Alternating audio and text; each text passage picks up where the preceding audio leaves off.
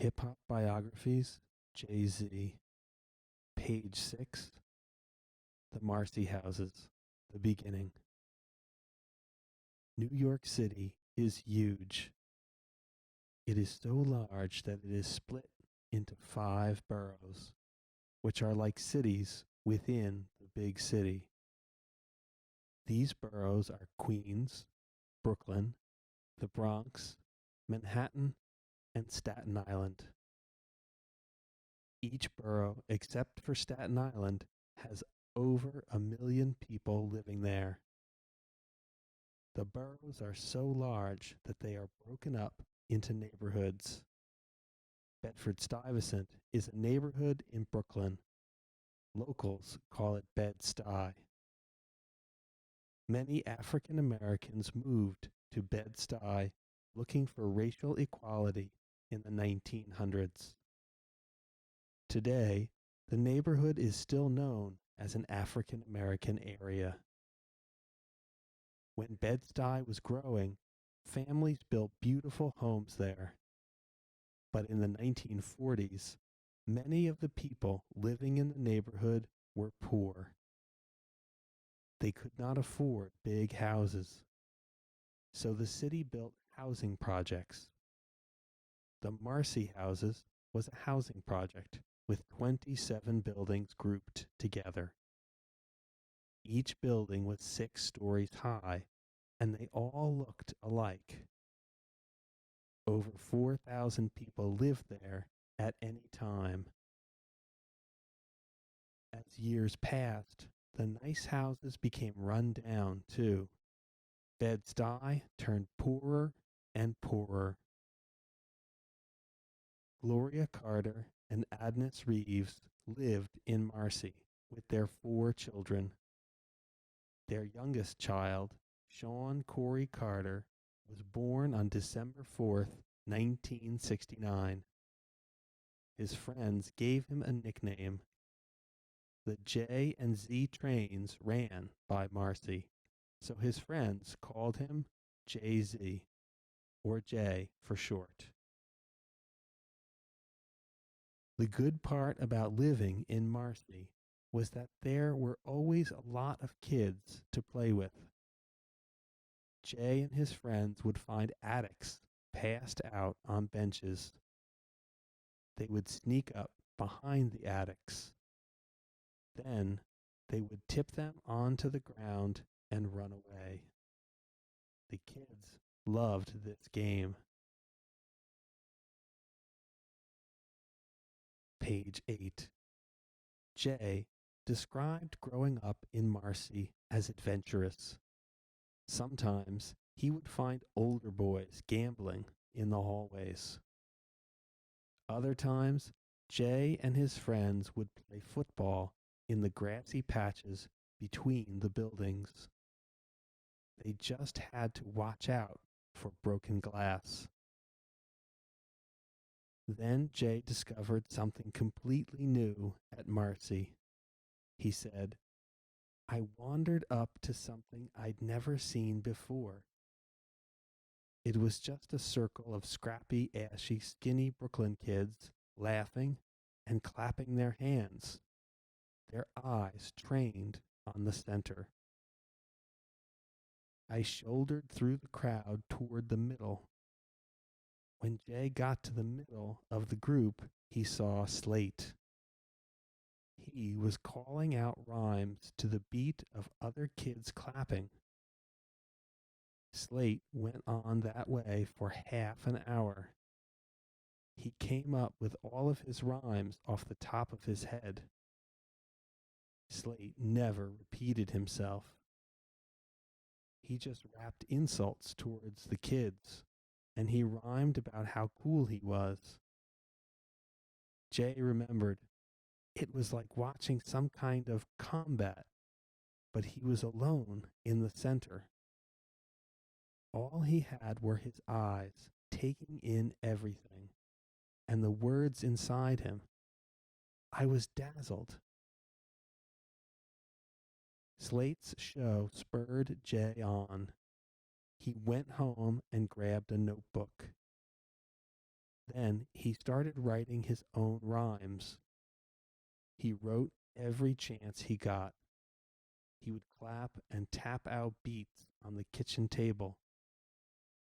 When he filled the notebook, he would look for other scraps of paper he could use. To get more paper, he would go to a store to buy a soda or a snack. He would buy something just to get a paper bag he could write on. Page 10. When Jay reached the 6th grade, he had a teacher who changed his writing. She taught him about literary devices. He learned how to say things in clever ways. She explained how his words could paint pictures, and she taught him to use the thesaurus and dictionary to find better words. Jay practiced with an older kid in Marcy named Jaz-O. Jay called him Jazz. They practiced their rhymes together. Then Jay and Jazz battled with their raps around Marcy, and they became very popular. One of Jay's biggest fans was an older kid who called himself Clark Kent. One day, Jay was listening to a friend rapping in a battle. The kid was using Jay's rhymes. Jay realized that his friend had read his notebook. To stop people from stealing his ideas, Jay started writing very small. But he was still worried that people could steal his work. So Jay memorized all of his rhymes. Jay got the idea to rap from kids around Marcy. He got many other ideas from his parents' music. The family watched Soul Train every Saturday while they cleaned the house. They had records from the Jackson 5, the Commodores, Marvin Gaye, and other soul artists.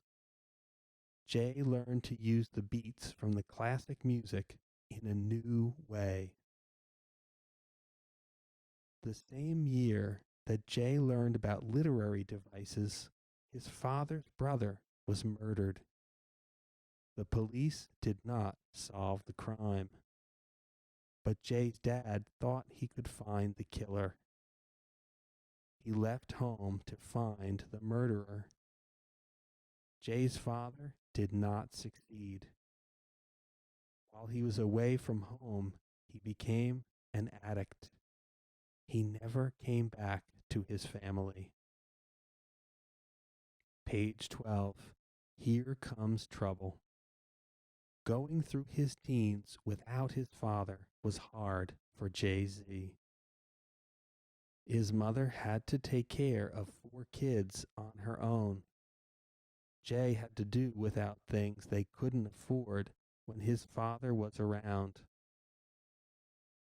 Jay was also very hurt. He said, "I changed a lot. I became more guarded.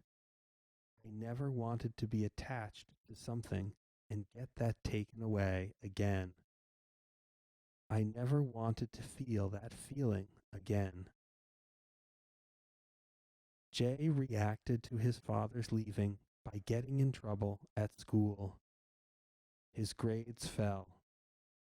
By the time he was a teenager, Jay dropped out of high school.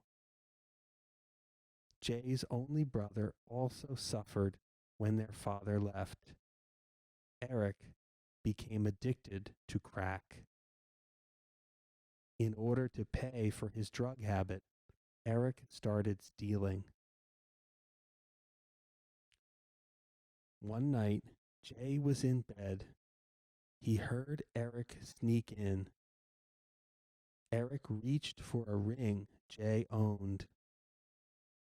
Jay told him to stop stealing his things, but Eric did not put the ring back. Jay was only 12, but he had a gun nearby. He grabbed it and shot Eric in the arm. Later, Jay-Z would rap about the shooting. He said that his brother was high from taking drugs. Jay-Z was scared and confused. He did not know why his brother would steal from him, so he pulled the trigger. Page 13. Eric went to the hospital to get treated, but Eric wanted to protect his brother. He insisted that he did not know who shot him. The police believed that he was hit by a stray bullet. Eric forgave his brother. Jay-Z rapped about his brother's forgiveness on an album years later. Page 14.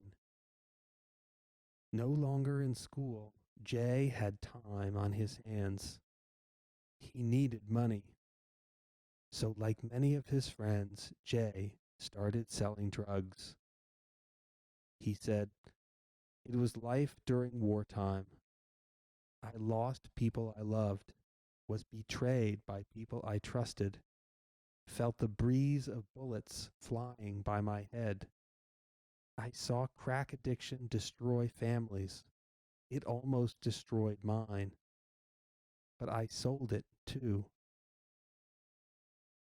In many ways, Jay hated selling crack, but at the same time, he liked being able to make quick money. He loved to rap, but he did not think he could make money by rapping instead. While Jay was selling crack, Jazz was busy making music. In 1988, Jazz signed a contract with EMI. The record company was based in London, so Jazz went to England. He took Jay-Z with him, calling him his sidekick. Jazz made a record in London. Jay learned about how records were made. He also got to rap on a couple of Jazz's songs. Jay enjoyed hanging out with his friend. They were treated to limo rides and parties when the album was released. After the album was released, Jay came back to the United States. His experience in London caught the attention of Big Daddy Kane. Kane was an up-and-coming rapper in the late 1980s. He was going on a hip-hop tour of the eastern United States. Rappers like Queen Latifah and Tupac Shakur were going to perform on the tour too. Kane invited Jay to come along. Jay would rap between the big acts.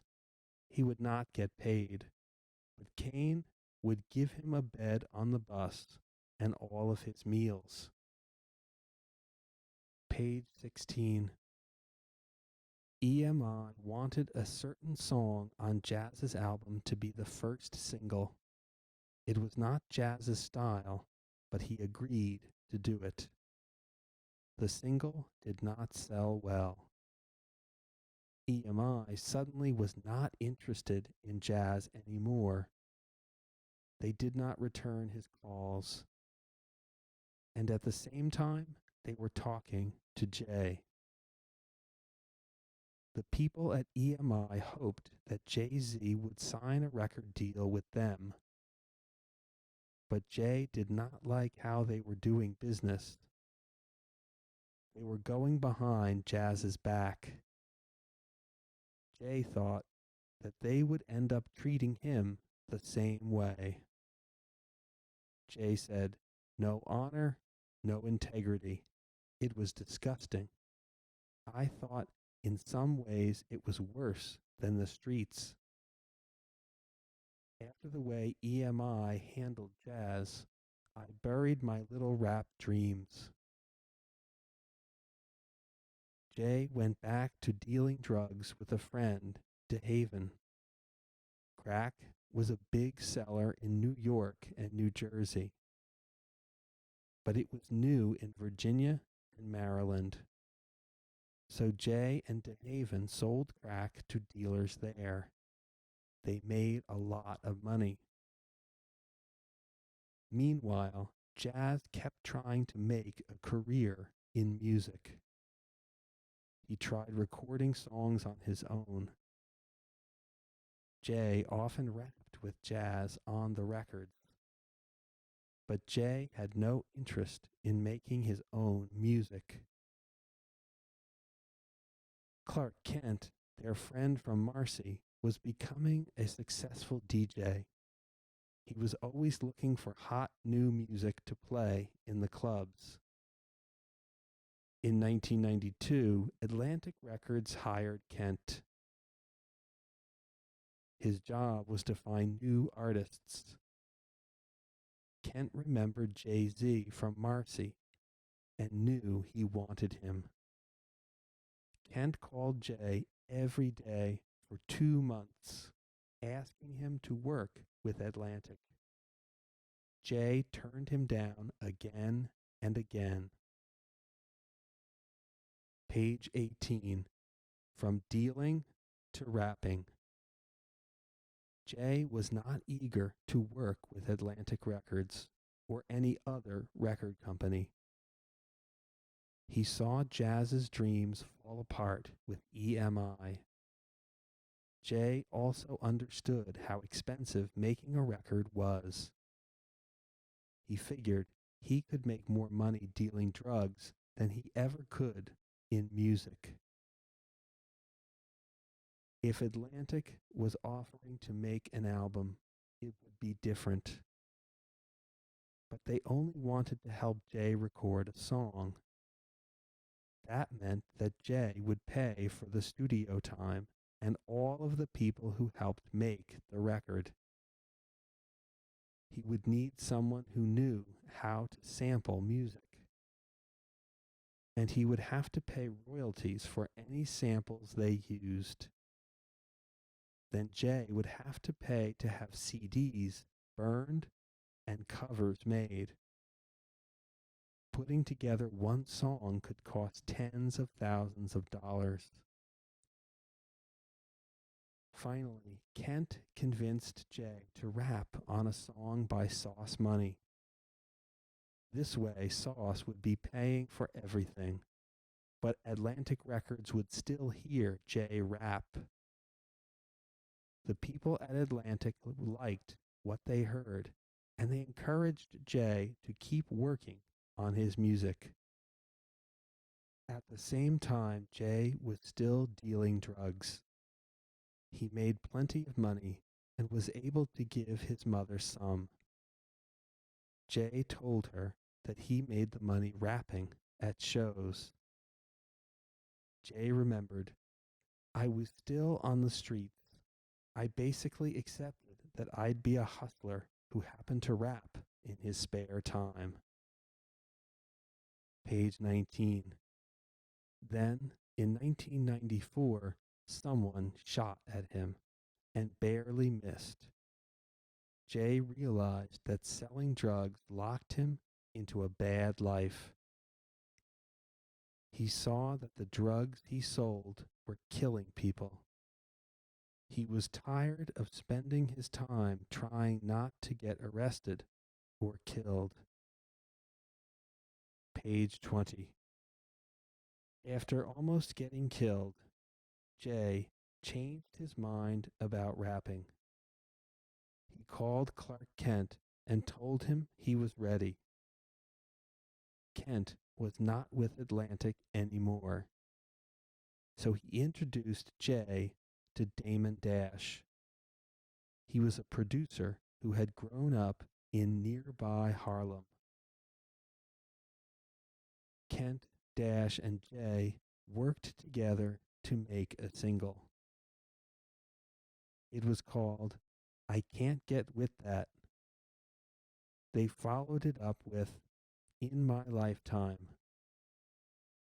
At first, Jay and Dash sold the CDs out of the back of Dash's car.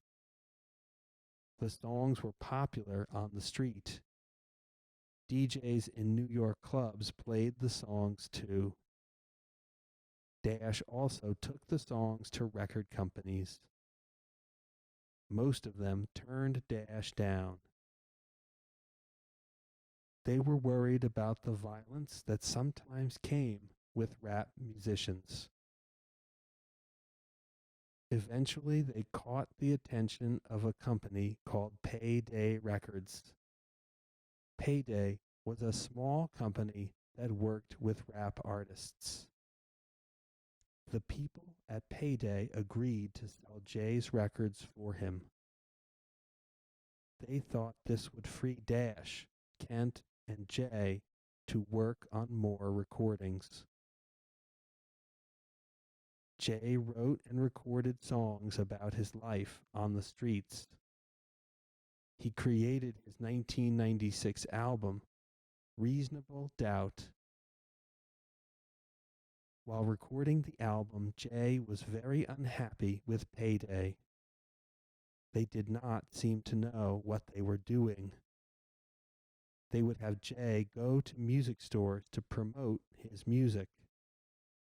When he would get there, the stores did not have any of his music to sell. Payday told Jay he could make videos of his songs. By the time he was ready to make the second video, Payday did not have money to pay for it. Jay wanted out of his deal with Payday. Page 22. When Jay-Z was starting his career, Notorious B.I.G. was the top hip-hop artist. Clark Kent worked with Biggie on his records. When Kent started working with Jay-Z, he thought that Biggie would like rapping with Jay. For Jay, it would be good to have a big name in his album, so they agreed to meet. Jay was recording Brooklyn's Finest for Reasonable Doubt. Jay was willing to share the song with Biggie. He re-recorded the song, leaving parts for Biggie. Kent thought the song needed a female voice to make it complete. They invited singer Mary J. Blige to add her voice. The song was not released as a single, but it was still very popular. Jay-Z held his own against the best rapper in the business. Jay had what it took to be as good as Biggie. Biggie and Jay stayed close. Jay became part of the East Coast-West Coast hip-hop battle. Biggie had a huge rivalry with West Coast's Death Row. Death Row included rappers Snoop Dogg, Tupac Shakur, and Dr. Dre. Death Row artists rapped about being better than the rappers from New York. When Tupac visited New York City in 1994, he was shot.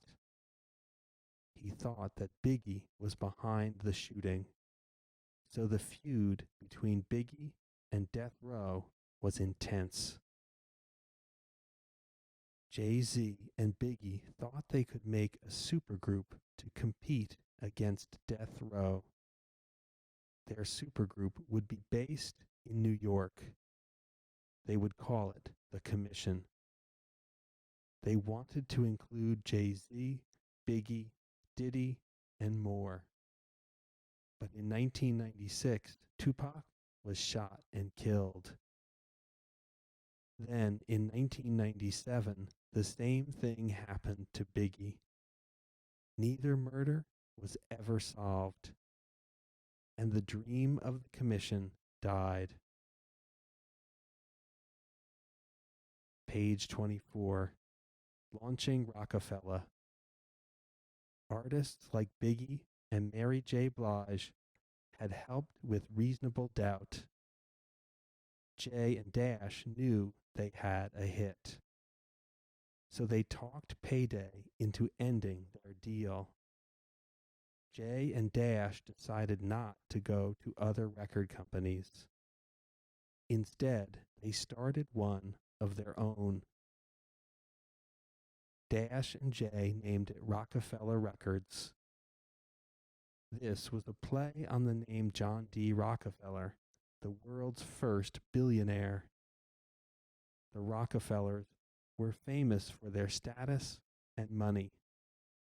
Jay and Dash wanted to give the same impression with their new company. The partners made copies of Reasonable Doubt. Again, they sold them out of their cars. Clubs played Jay's songs. Dash made t-shirts and stickers. He passed them out wherever he went. Dash and Jay sold over 400,000 albums the first year. Record companies pay attention to what music is popular on the streets and in clubs. If a popular artist does not have a record company, they might get an offer from a small company. If an artist has a contract with a record company, a larger company may make a deal to work with the smaller one. That is what happened to Jay. Freeze Records signed a deal with Rockefeller to sell Reasonable Doubt. They took over the sales, and the album sold almost 800,000 copies. Page 25. But the people at Freeze did not live up to their agreement. They never paid Jay for the album sold. He decided that he had two choices. He could fight them for the money or get out of the deal. Jay was smart. He asked for the rights to his masters. He also asked to be released from his contract. He now owned the music that Freeze helped make a hit. Page 26. Because Freeze sold Reasonable Doubt across the country, many record companies now knew about Jay-Z. They also knew that many more copies of the album could be sold. Many companies wanted Rockefeller to make a deal. Freeze helped Jay-Z and Rockefeller become known, but a larger company would make Jay-Z a star. Rockefeller ended up in a deal with Def Jam Recordings. Russell Simmons, president of Def Jam, made a deal that Jay and Dash could not pass up. Def Jam would sell Reasonable Doubt. The two companies would split the money made on the sales, and Jay would own the music. If anyone wanted to sample his songs, Jay would get paid. If someone used a song from Reasonable Doubt in a movie or commercial, Jay would get paid. At the time, few artists owned their masters. Instead, their record companies did. In this way, the deal was historic. Jay-Z agreed to make a new album for Def Jam. Simmons agreed to pay Rockefeller most of the money from the record sales. This was the opposite of what would normally happen. The larger company would keep most of the money. The smaller company would get less. But Simmons knew what he was doing.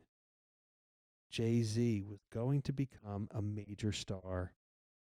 Even a small part of his earnings would be a lot of money. Simmons introduced Jay-Z to Sean Diddy Combs. Diddy was a rapper and producer. Diddy and Jay spent 1997 working on Jay-Z's second album. Def Jam released In My Lifetime Volume 1 in November. The music had more of a pop sound. Some people complained that it was too slick. Yet it sold even better than Reasonable Doubt. Page 29. Less than a year later, Jay-Z released Volume 2, Hard Knock Life. This album turned Jay-Z into a megastar. It sold over 5 million copies. The week it came out, it was number 1 on Billboard's Top 200 chart. Jay won a Grammy Award for Best Rap Album. Jay's life completely changed from when he was hustling. In those days, he thought that rapping was not going to take him anywhere. But with Rockefeller's deal with Def Jam, Jay made almost $20 million from Volume 2, Hard Knock Life. He was wealthy beyond his dreams. There were parts of the music business Jay still did not like. There were still people he could not trust. With every Def Jam album he put out, someone gave away illegal copies before the album was released. So bootleggers were selling the albums before they were even available. The next album was Volume 3, The Life and Times of S. Carter. It was scheduled to come out on December 28, 1999. But more than a month before the release, it was on the street. Someone working with Jay-Z on the record gave copies to bootleggers. This made Jay-Z furious. It took the excitement out of the real album release. And nobody at Rockefeller and Def Jam made any money on the illegal copies. Jay-Z knew who it was. Producer Lance Rivera. Jay was in New York in December when he ran into Rivera. They got into a fight and Jay-Z stabbed him. Jay immediately knew he had made a mistake. He pleaded guilty to assault.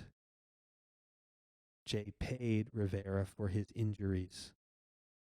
Jay also served 3 years probation. Page 30. As Rockefeller became more successful, Jay-Z and Dash developed expensive taste.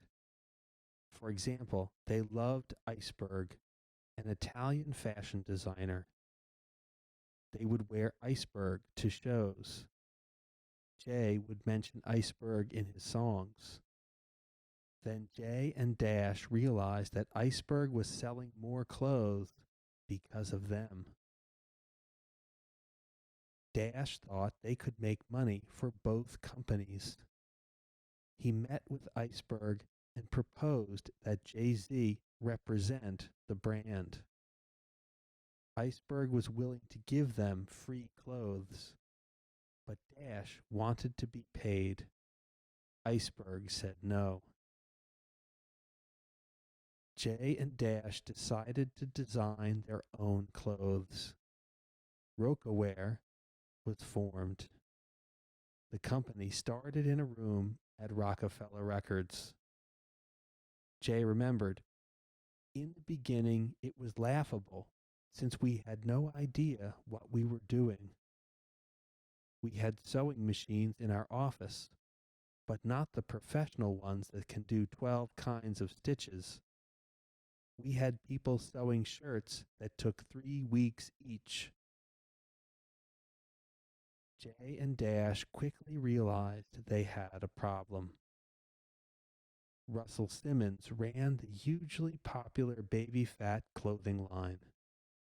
he was able to give the advice they needed. They found a factory to make their clothes. Once they were doing business the right way, Rocawear took off. Jay-Z started rapping about Rocawear instead of Iceberg. He wore Rocawear everywhere. In less than 2 years, Rocawear sold over $80 million in clothes. Jay-Z rapped about earning $80 million in less than 2 years. He claimed that he could make money at anything he tried. Jay-Z and Dash learned a lesson from opening Rocawear. If they rapped about a business, it made the business popular. Instead of rapping about other companies, they would rap about their own. Page 33. Just as Biggie had his feud with Tupac, Jay-Z had a feud of his own. Nas was recording while Jay was still dealing drugs. When Jay was recording Reasonable Doubt, Nas was supposed to rap on one of the songs. He never showed up at the recording studio. Jay thought this behavior was unprofessional. Jay-Z used a sample of a Nas song rather than actually work with Nas.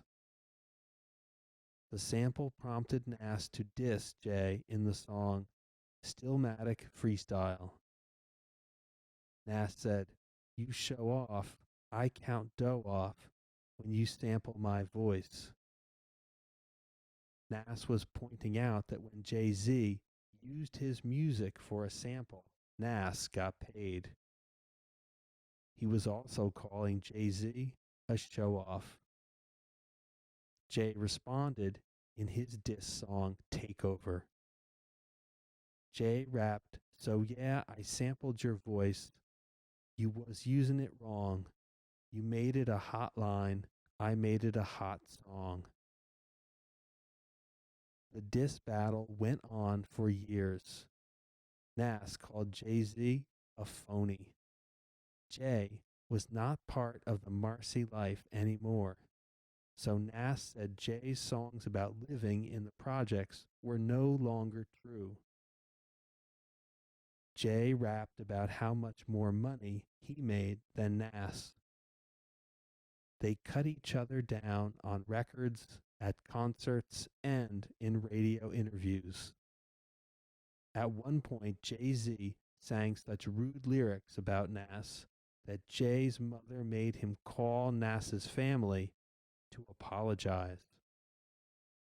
The feud helped both artists' record sales. Fans bought albums just to hear what they would rap about each other. Then in 2005, Jay-Z announced a concert called I Declare War. At the end of the show, Jay brought Nas onto the stage. They made peace, shaking hands and singing together. Page 34, Early Retirement. Jay-Z became a better and better businessman. He found working at Rockefeller and Rocawear interesting. He was ready to try a new business in 2003. He opened the 40/40 Club in New York City. The club was named for baseball's 40/40 Club, for players who get 40 home runs and 40 stolen bases in one season. It is one of the rarest achievements in sports. Jay's club had an upscale sports theme. It suited his love of sports. It also represented his love for the finer things in life. The club is well known for the celebrities and sports stars who hang out there. In 2003, Jay-Z announced that he would retire from recording. His album, the Black Album, had been released earlier that year. He was ready for a break. He was able to help other artists make records. He would occasionally rap on other people's songs, but Jay had a bigger plan in mind. In 2004, Jay-Z was named president of Def Jam Records. At the same time, Rockefeller was sold to Def Jam. So Jay became the head of both record companies. His most important job as president was to get big names signed to the labels.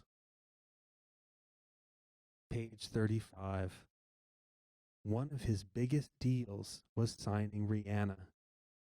When he received her demo, he knew he needed to meet her. Jay invited her to audition at his Def Jam office. He was so impressed with her voice that he signed her to a contract within a day. Jay did a great job of bringing hot artists to Def Jam. He even signed his former rival, Nas, to a contract. But after 3 years, Jay realized that he wanted to record again. So while he worked as president of Def Jam, he started writing his next album. Page 36. Jay-Z's comeback album was entitled Kingdom Come. It was scheduled to be released in November 2006. Its lead single, Show Me What You Got, was supposed to come out in October. The single was supposed to generate excitement and help the album sell well when it was released.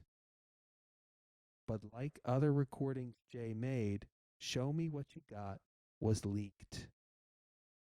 This time, copies of the song appeared on the internet. The problem of sharing music over the internet was becoming a huge issue.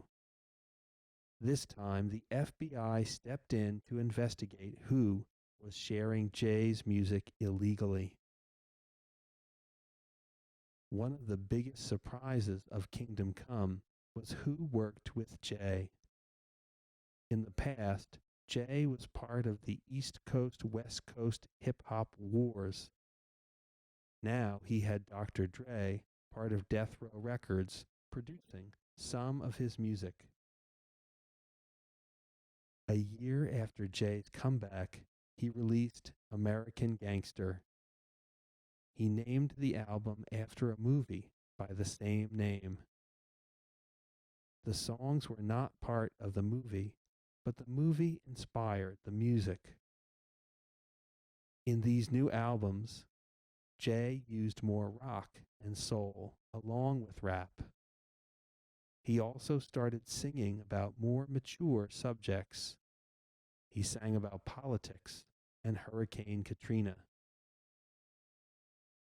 By the end of 2007, Jay decided that he would step down from his job at Def Jam. He had an idea to form a company of his own.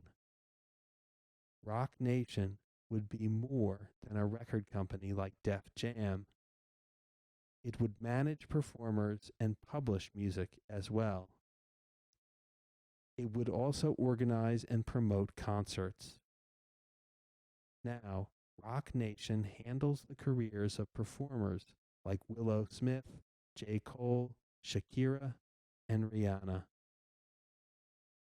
Page 38. In September 2009, Jay released The Blueprint 3. The album became a Billboard #1. This set a record for people who perform on their own. This was Jay's 11th time to have the best-selling album on the Billboard charts. Elvis Presley had the previous record for people performing on their own with 10 best-selling albums. One of the singles on the Blueprint 3 was Empire State of Mind with Alicia Keys. The song was an anthem to New York City. The song was Jay's first Billboard #1 single, where he was the lead singer instead of a featured rapper. Empire State of Mind became iconic. Jay used the song to open a benefit concert for the New York Police and Fire Widows and Children's Benefit Fund. Then, the New York Yankees made it their theme song for the 2009 New York Yankees World Series run. Jay-Z and Keys performed it before Game 2 of the series.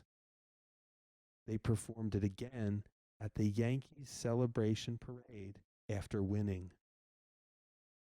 The song became so popular it was even covered by the television show Glee. One criticism of the song is that Jay uses profanity. This is common in Jay's music. The song has been used for charity in baseball games and on television shows. Some people find the language offensive. Some listeners hear the curse words and decide the music is bad.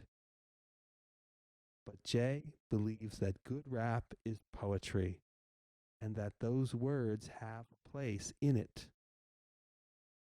He said, "You can use them to get at complicated truths in a way that straightforward storytelling fails to do." Jay does not worry about people who cannot hear the poetry in rap. He said, "They wouldn't know art if it fell on them." Page 40. Getting personal. Jay-Z has said, "I'm still a guarded person when I'm not in the booth, on stage, or with my oldest friends. And I'm particularly wary of the media." But Jay really caught the media's attention when he started dating Beyonce Knowles. They recorded together in 2002 and quietly started dating. Beyonce was a superstar, so the fact that they were dating got a lot of attention. Yet, they did not talk about each other in interviews. They did not make a big deal about going out. Instead, they enjoyed quiet things like sharing pizza on Sunday afternoons in Brooklyn. While Jay and Beyonce were dating, Jay also reunited with his father. Adnis was very ill. He made peace with Jay and apologized for the pain of his leaving. Jay-Z said that forgiving his father helped him open up enough to get married. Jay-Z and Beyonce married on April 4th, 2008. The wedding was very private and secret. The paparazzi were not able to get any pictures of the ceremony. It would be years before fans saw any pictures from the wedding. And that was only when Jay-Z and Beyonce released them. To celebrate the wedding, they both got tattoos of 4 on their ring fingers. The tattoos honored the fact that their wedding day happened on the 4th of the month. Page 41. Jay-Z and Beyonce became parents of a baby girl, Blue Ivy. Carter was born on January 7th, 2012. 2 days later, Jay released the song Glory with sounds of Blue Ivy in the background. He rapped about how amazing it felt to be a father. He thought that Blue Ivy was the greatest thing he had ever made. Page 43. As Jay's family grew, so did his empire. Jay was always a sports fan, and he loved basketball. New Jersey Nets player Jason Kidd visited 4040. While he was there, he joked that Jay should buy the team. Jason was not serious, but Jay loved the idea. At the time, the Nets were up for sale. One of the people bidding on the team was Bruce Ratner. Ratner was a multimillionaire, just like the other bidders. But he had a plan that they did not. His idea was to move the team to Brooklyn. Jay-Z loved the idea of having a team in Brooklyn. Ratner won the bid. Jay gave Ratner $4.5 million for a minority stake of the team. Ratner was not a hip-hop fan, but he knew how popular Jay was. Bringing in Jay could get Jay's hometown fans behind them. Jay was an active spokesperson for the team. He even designed the logo for the Brooklyn Nets. He used the style of the subway lines that run through the neighborhood as his inspiration. Jay helped the people in the neighborhood prepare for the addition of a huge arena. He planned concerts to celebrate the arena's opening, and he has been on the sidelines at Nets games since he became a partner. Having Jay-Z as a partner helped get Brooklyn behind the team. It may also help the team itself. Jay-Z is friendly with many athletes. A lot of them party in his club. So if a great player is ready to change teams, Jay tries to convince him to come to the Nets. Page 44. Jay-Z continues to branch out. He has another 4040 club in Chicago. He owns part of Carol's Daughter, a company that sells skin and hair products. He has a line of sneakers and a restaurant. Rocawear and Rock Nation still keep him busy. Jay-Z's music and businesses are valued at more than $450 million. Only one group has more number one records than Jay. The Beatles have 19. He has received 14 Grammy Awards and dozens of other awards. He has even produced a Broadway show. He also wrote a memoir, Decoded. Jay has also put his talent and money towards good. He held a concert called Answer the Call. He raised nearly $1 million for families of police and firefighters who died on 9/11. He gave $1 million to the Red Cross for victims of Hurricane Katrina. Jay and his mother started the Sean Carter Foundation. The charity provides college scholarships for needy kids. Jay also made a documentary called Diary of Jay-Z, Water for Life. He raised money to help people get access to safe water. But Jay is still a star with big hits and a big attitude. He sees himself as one of the top hip-hop artists in the world.